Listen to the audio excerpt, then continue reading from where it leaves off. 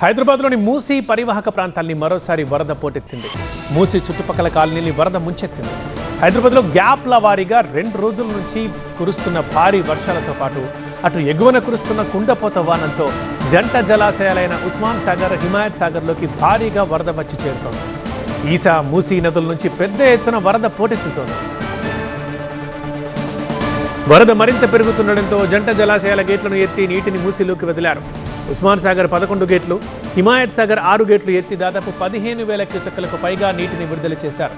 దీంతో జంట జలాశయాల వరద మూసీని ముంచెత్తుతోంది. లంగర్ హౌస్ పరిధిలోని బాపుఘాట్ దగ్గర ఉన్న శివాలయాన్ని వరద ముంచెత్తింది. మూసీ వరదతో శివాలయం పూర్తిగా నీట మునిగింది.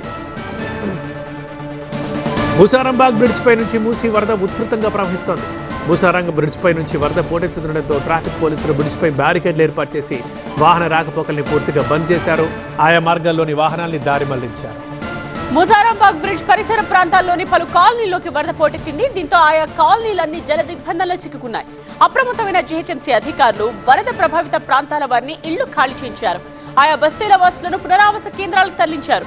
రేపు భారీ వర్షాలు కురిసే అవకాశం ఉండడంతో మూసీ పరివాహక ప్రాంతాలను అలర్ట్ చేస్తున్నట్టు జీహెచ్ఎంసీ అధికారులు తెలిపారు. వరద పోటెత్తిన మూసీ పరివాహక ప్రాంతాల్లోని తాజా పరిస్థితులపై మరింత సమాచారం మా సీనియర్ స్టాఫ్ రిపోర్టర్ లక్ష్మీకాంత్ అందిస్తారు. హైదరాబాద్ నగర వ్యాప్తంగా కురుస్తున్న భారీ వర్షాల కారణంగా మూసీ రివర్కు భారీ ఎత్తున వరద నీరు వచ్చి చేరుతుంది. అక్కడి నుంచి జంట జలాశయాల నుంచి విడుదల చేస్తున్నటువంటి దాదాపు 30,000కు పైగా క్యూసెక్ల నీటితో, వరద నీటితో ఇక్కడ మూసీ రివర్ వెంట ఉన్నటువంటి లోతట్టు ప్రాంతాలు మొత్తం కూడా జల దిగ్బంధంలో చిక్కుకున్న సిచ్యువేషన్ మనం చూడవచ్చు. ఇక్కడ కాలనీ మొత్తం ముసరంబాగ్ బ్రిడ్జి మొత్తం కూడా నీట మునిగిపోయింది.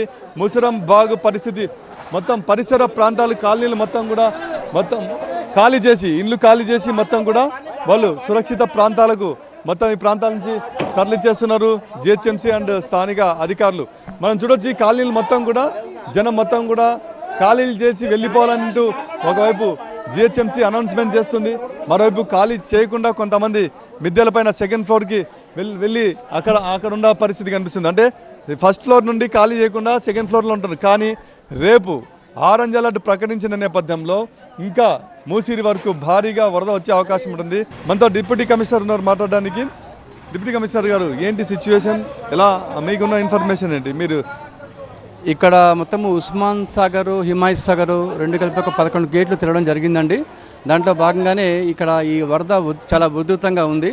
దీంట్లో భాగంగా ఇక్కడ దుర్గానగర్, తర్వాత అశోక్ నగర్ అని చెప్పి దీంట్లో ఇక్కడ ఎవరైతే ఉన్నారో ఇళ్ళకి ముప్పు ఉందో వాళ్ళందరినీ కూడా మేము ఇక్కడ నుండి ఖాళీ చేయించడం జరుగుతుంది. ఇంకా కొంతమంది మొండి కేసులు కూడా వాళ్ళని బలవంతంగా మేము ఖాళీ చేస్తున్నాము.